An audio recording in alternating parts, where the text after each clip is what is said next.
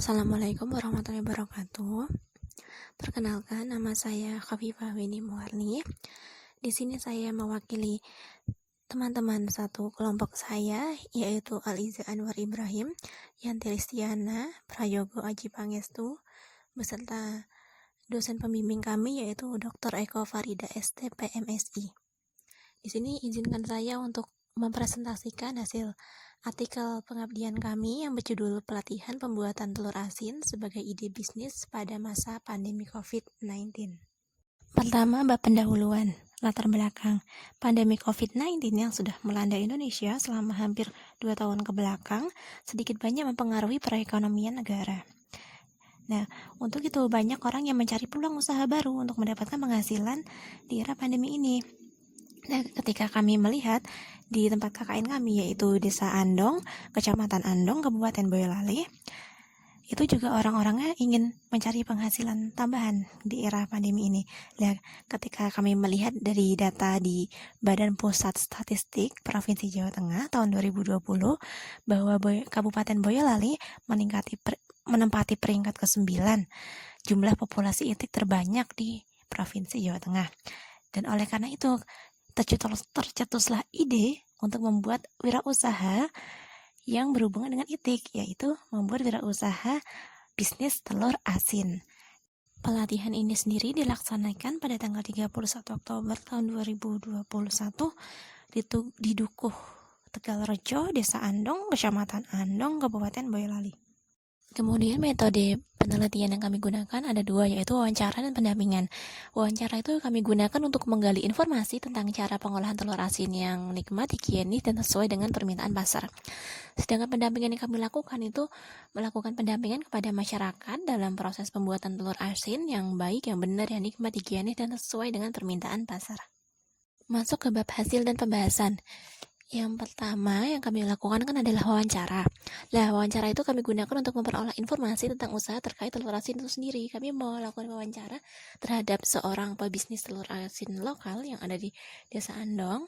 Kami wawancara untuk mencari dari mana sih sumber suplai telur untuk dijadikan telur asin, kemudian berapa harga jual dari pengepul telur, dan bagaimana sih proses pembuatan telur asin yang baik, higienis, dan sesuai dengan permintaan pasar. Kemudian alat dan bahan yang digunakan untuk membuat telur asin, yang pertama, bahannya itu jelas ada telur bebek, kemudian ada serbuk batu bata, garam, dan air. Untuk perbandingan antara serbuk batu bata dan garamnya itu 2:1. Kemudian alat yang kami gunakan adalah baskom, panci, alat pengaduk, alat penyimpanan telur seperti rak-rak gitu, dan kain lap untuk membersihkan telur. Kemudian proses pembersihan telur. Telur bebek yang pertama dari pengepul itu kan masih kotor, kemudian dibersihkan terlebih dahulu dengan cara dicuci dengan air hingga bersih dan digosok-gosok agar telur itu menjadi bersih dari kotoran-kotoran yang menempel daripadanya. Kemudian dimasukin ke dalam air telurnya itu untuk mengetahui apakah telur itu masih layak dikonsumsi atau tidak. Ciri-cirinya kalau telur itu dimasukkan ke dalam air dan dia ada beratnya di bawah, tidak mengapung, berarti masih bagus telurnya. Tapi kalau misalkan telur itu sudah mulai mengapung ke atas, berarti telurnya sudah jelek. Kemudian proses selanjutnya adalah proses pengasinan telur. Proses pengasinan telur itu adalah proses pemberian garam yang berlebih.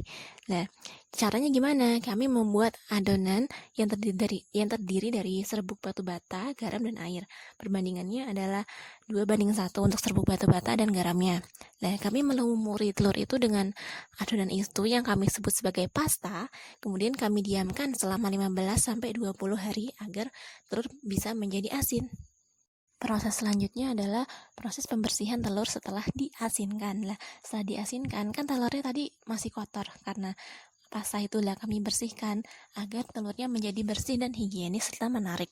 Kemudian proses selanjutnya adalah pengukusan. Setelah dicuci bersih, kemudian telur bebek yang sudah dihasilkan itu dikukus di dalam dandang selama 4 jam dalam api yang kecil. Supaya apa? Biar telurnya itu matang sempurna, kemudian rasanya nikmat dan higienis. Kemudian selanjutnya adalah pelabelan produk. Proses pelabelan produk dilakukan dengan menggunakan stempel. Hasil stempel digunakan untuk mengesahkan berkas, surat resmi, dan keterangan resmi menurut Nuril dan kawan-kawan pada tahun 2001. Stempel yang digunakan itu berjenis stempel Ranafek yang memberikan keterangan merek dan tanda produksi dari telur asin itu sendiri.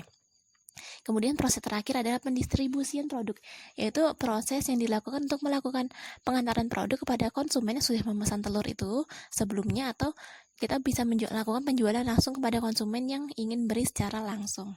Nah, kesimpulan dari penelitian kami adalah telur asin merupakan makanan olahan yang terbuat dari telur bebek yang diawetkan dengan cara diasinkan dengan diberikan garam yang berlebih. Nah, bagi masyarakat Indonesia sendiri, olahan ini sudah sangat familiar dan memiliki pangsa pasar yang sangat banyak, seperti contohnya di angkringan, kedai soto, kedai bakso, bahkan di setiap rumah hampir selalu ada olahan telur asin ini. Nah, pembuatan telur asin juga tidak terlalu rumit, sehingga usaha ini bisa dijadikan alternatif di bisnis rumahan yang menjanjikan di kala pandemi seperti ini. Berikut adalah daftar pustaka dari presentasi kami. Sekian dan terima kasih. Kurang lebihnya mohon maaf. Semoga acara ini dapat memberikan manfaat untuk kita semua. Terima kasih. Wassalamualaikum warahmatullahi wabarakatuh.